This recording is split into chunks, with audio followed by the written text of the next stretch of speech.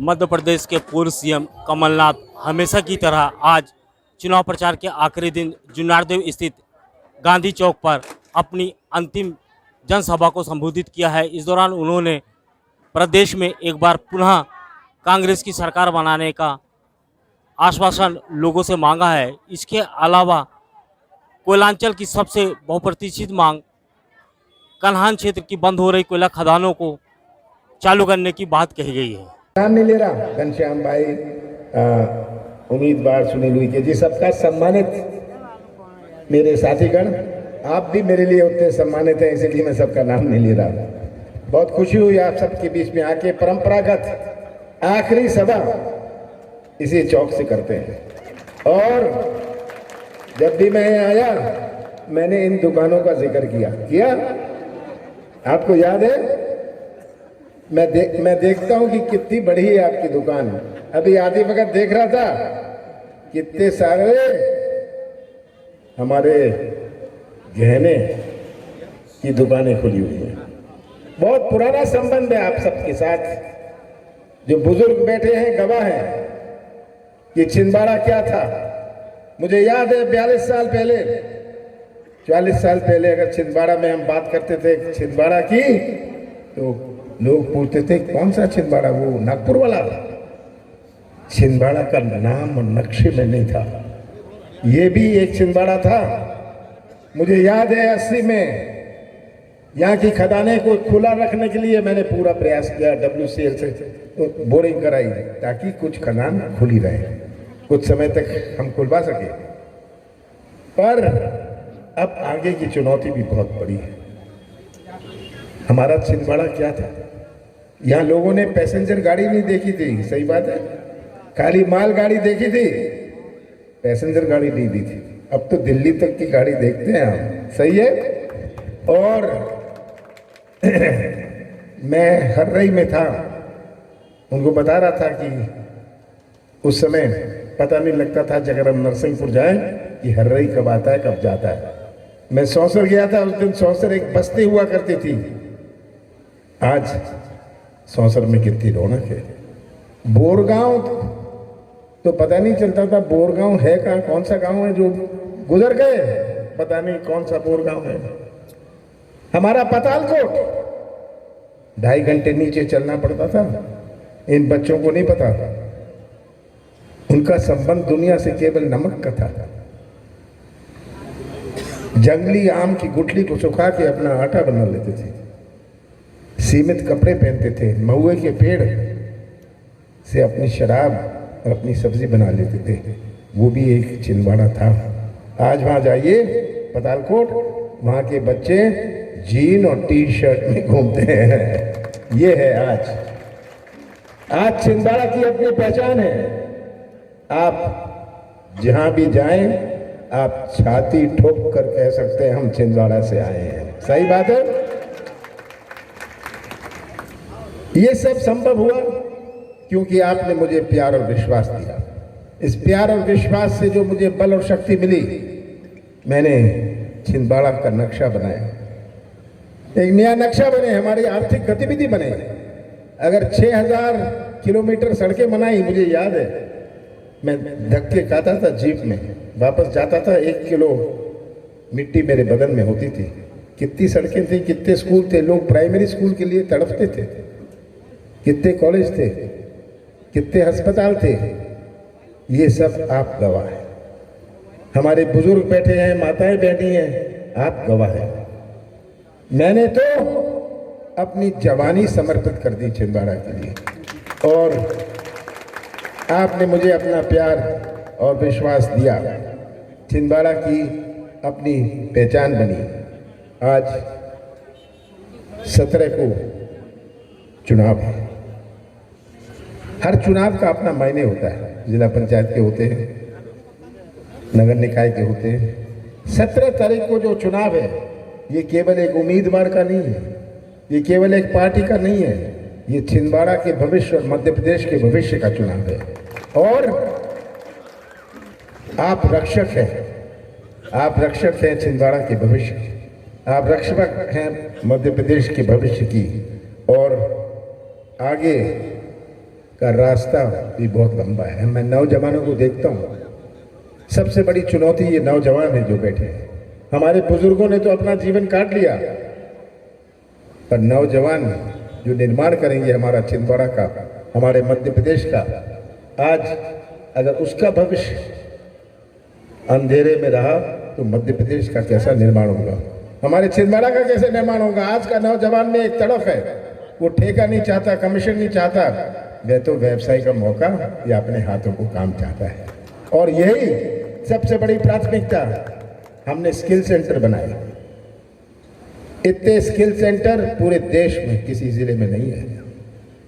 मुझे चिंता थी कि 7वीं पास 8वीं पास जो गड्ढे खोदता है उसका क्या होगा। हमने ड्राइवर ट्रेनिंग स्कूल जो बनाया, वो ड्राइवर बने, कुछ खर्चा नहीं, वो तो मैं करता हूँ। आज वो 15-20 हज़ार की नौकरी करते हैं। मैं बेंगलोर गया था, वहाँ इसी एक सम्मेलन था, कोई हाथ हिला रहा था, मुझे समझ नहीं आया। सभा के बाद, उस सम्मेलन के बाद वो पास आया, कहता जी मैं छिंदवाड़ा का हूँ। मैंने कहा छिंदवाड़ा से हो, यहाँ क्या कर रहे हो? कहता मैं जेसीबी चलाता हूँ, 50,000 रुपये कमाता हूँ। और जेसीबी की ट्रेनिंग उसने हमारे स्किल सेंटर से ली। वो 50,000 रुपये कमाता है, घर भेजता है, और आपकी दुकान चलती है जो पैसे भेजता है। हमने 6,000 किलोमीटर सड़कें बनाई, आवागमन की तो बात हो गई, ये हाईवे बने, आवागमन की तो बात हो गई, पर मेरे सोच में था कि इससे कितनी आर्थिक गतिविधि बनेगी। गाँव बाहर से मजदूरी अपनी, गिट्टी मिट्टी अपनी, गाड़ी ट्रैक्टर अपना, इससे आर्थिक गतिविधि बनती है। ये आर्थिक गतिविधि बनती है इसलिए ये आज गहनों के बाजार खुले हैं। अगर ये शक्ति नहीं होती, खरीदने की ताकत नहीं बड़ी होती, तो ये सब संभव नहीं था। कोई गहने की दुकान नहीं होती थी। कितनी गहने की दुकानें थी यहाँ, आप सब जानते हैं। ये आज लाइन में लगी हुई है। मैं देख रहा था, खुद ताज्जुब हो रहा था मुझे।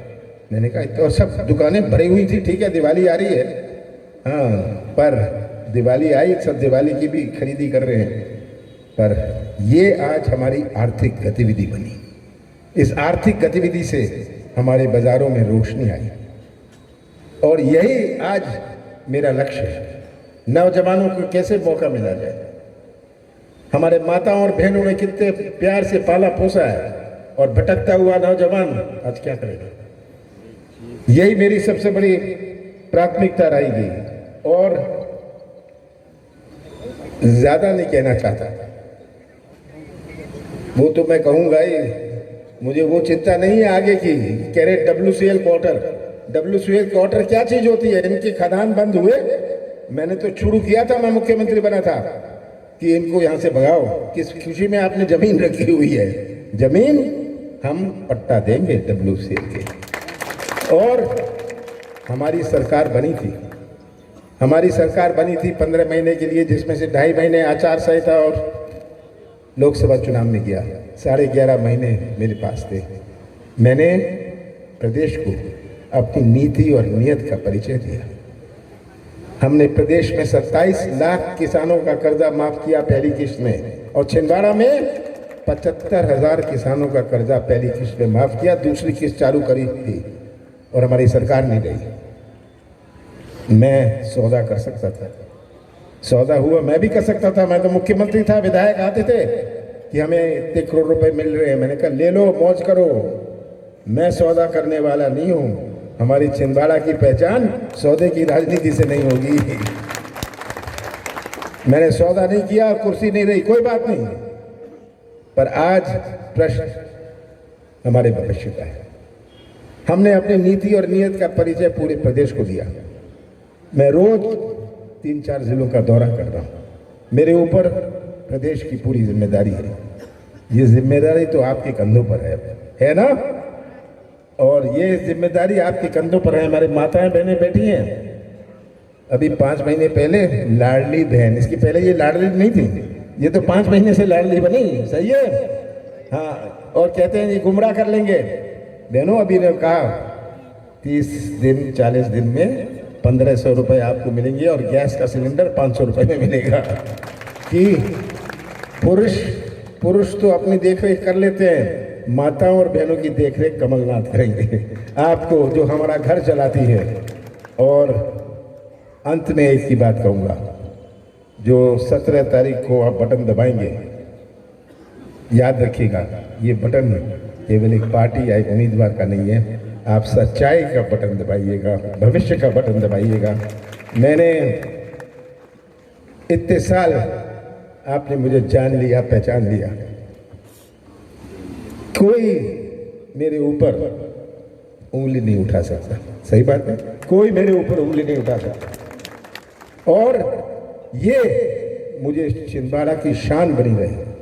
आज छिंदवाड़ा की शान सब जगह है, लोग आते हैं देखने के लिए, स्किल सेंटर देखने आते हैं और देख के कहते हैं ये छिंदवाड़ा है। ये छिंदवाड़ा जहाँ केवल 480 गांव में बिजली थी, 2000 गांव में, जहाँ सड़कें नहीं थी, जहाँ ऐसी हालत थी कि 90% लोग गरीबी रेखा के नीचे रहते थे, वो भी एक छिंदवाड़ा था। पर आप के दिए हुए प्यार और विश्वास ने मुझे बल और शक्ति दी। मैं तो संसद में कहता हूँ, 42 साल मैं संसद में बैठा, लोकसभा में, बाकी भी सांसद है, मैं उनसे कहता था कि आप तो यहाँ वोट लेके आए हैं, मैं तो प्यार और विश्वास लेके आया हूँ। और यही आपका प्यार और विश्वास मेरे जीवन की सबसे बड़ी पूंजी है। मुझे पूरा विश्वास है कि इस दफा आप इतिहास बनाएंगे। सबसे ऊंचा झंडा मध्य प्रदेश की विधानसभा में हमारे जामई क्षेत्र का होगा। सही बात है, ये मुझे इस बात का पूरा विश्वास है। आप सबका बहुत बहुत धन्यवाद। बहुत खुशी हुई, कई पुराने चेहरे हैं, ये पुराने चेहरे देख के मुझे अपनी जवानी भी याद आती है। हाँ, कि इतने सालों से मैं देख रहा हूँ, ये नहीं, मैं देख रहा हूँ इतने सारे पुराने चेहरे जो मेरे साथ खड़े रहे और जिन्होंने मुझे बल और शक्ति दी। आप सबका बहुत बहुत धन्यवाद।